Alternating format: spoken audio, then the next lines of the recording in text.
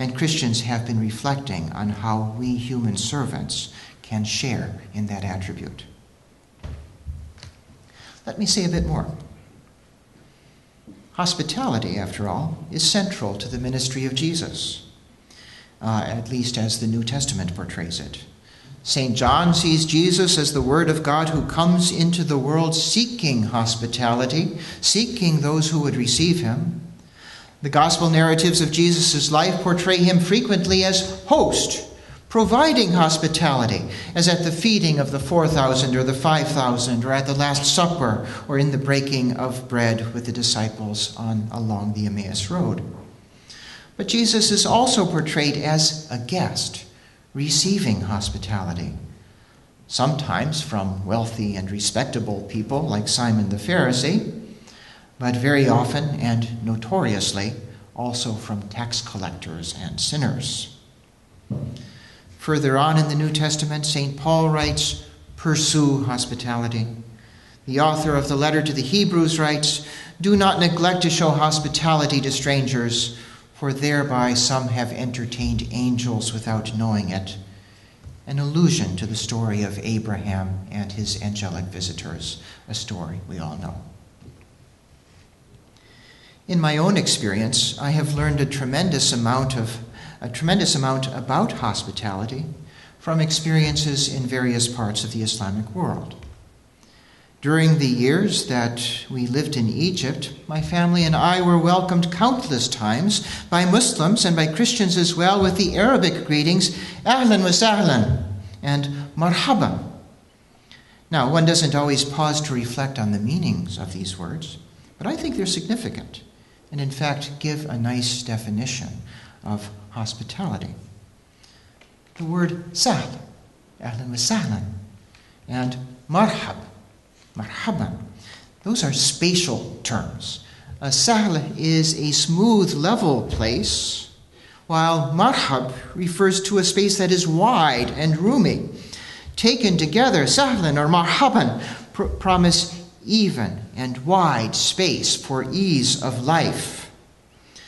Or, as the Christian theologian Christine Pohl put it in a fine book, hospitality makes room. But in addition to these spatial terms, there is a relational term in the greetings, ahlan. Ahlan refers to the people who share your house, your relatives. Ahlan says, consider yourself among kinfolk, be part of the family. Hospitality not only makes room, it offers new relationships. It breaks down the barriers between us and them in order to create the greater we.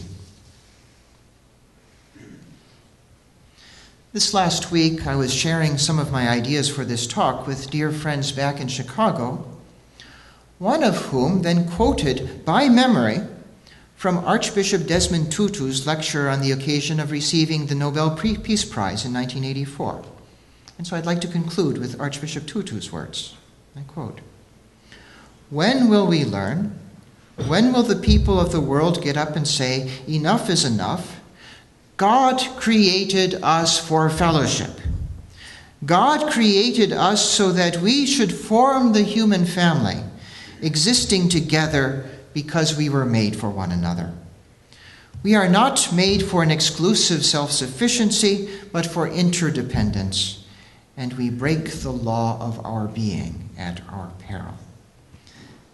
End of quote. That, it seems to me, fits very well with some of the things I've been talking about. It fits very well with John the scribe's conviction that God is at work for good in the world and makes use of human instruments from a variety of communities. It fits with the Quranic vision of human diversity in which we compete with one another in goodness.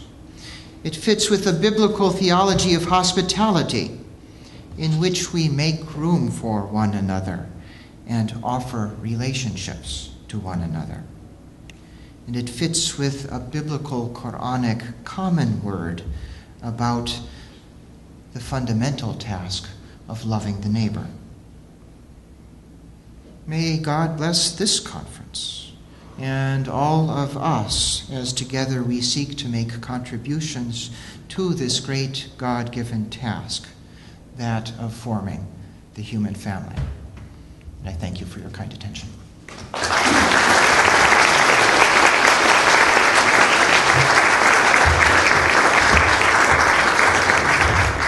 Thank you, Dr. Swanson. Now it's Q&A session. If you have any questions, then you are free to ask.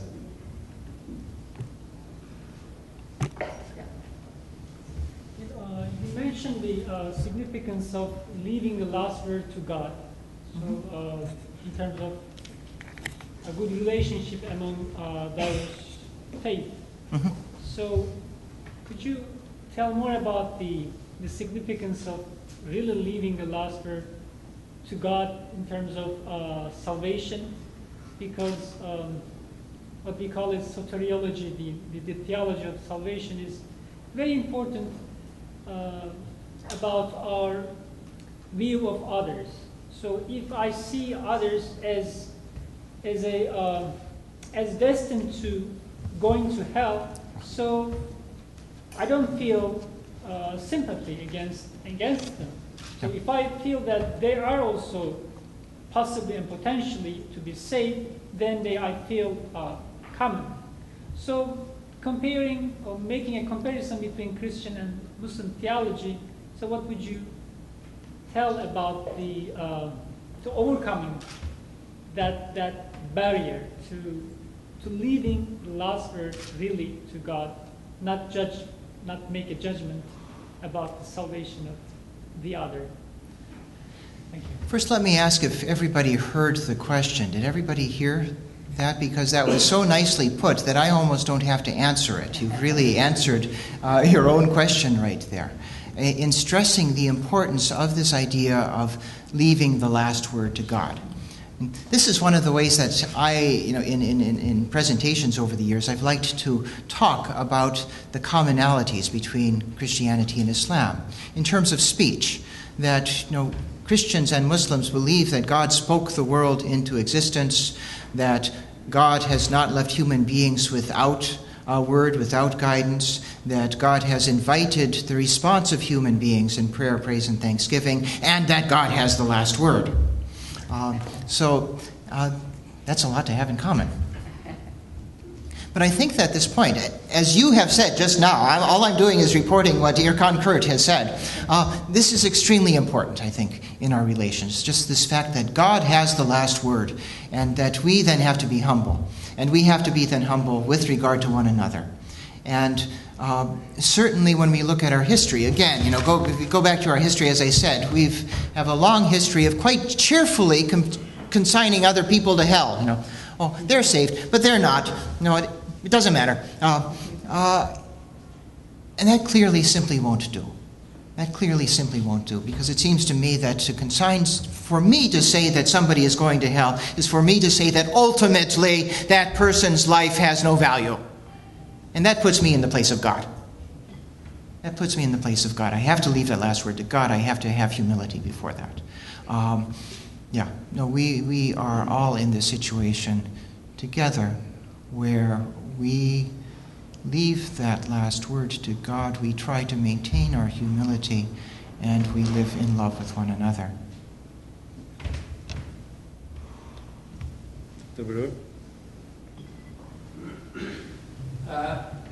I speak as a sociologist and as a practicing Presbyterian, which means that I live in two worlds that are opposed to one another. If I can respond to what you just said as a sociologist, Please, rather than a Presbyterian, what about the problem where people believe that God takes sides?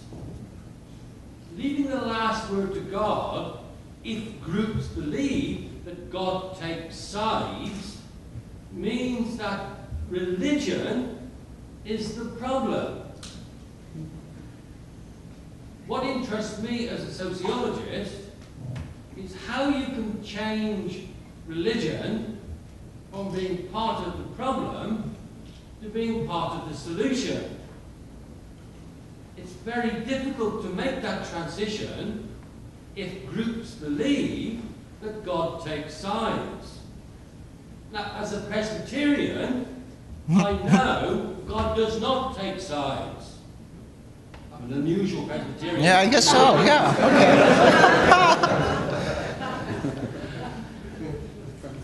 But as a practitioner of my faith, I do not believe God takes sides. But I come from societies where I know my fellow Presbyterians believe that God's on their side. It's very, very difficult to make religion the solution when it's part of the problem.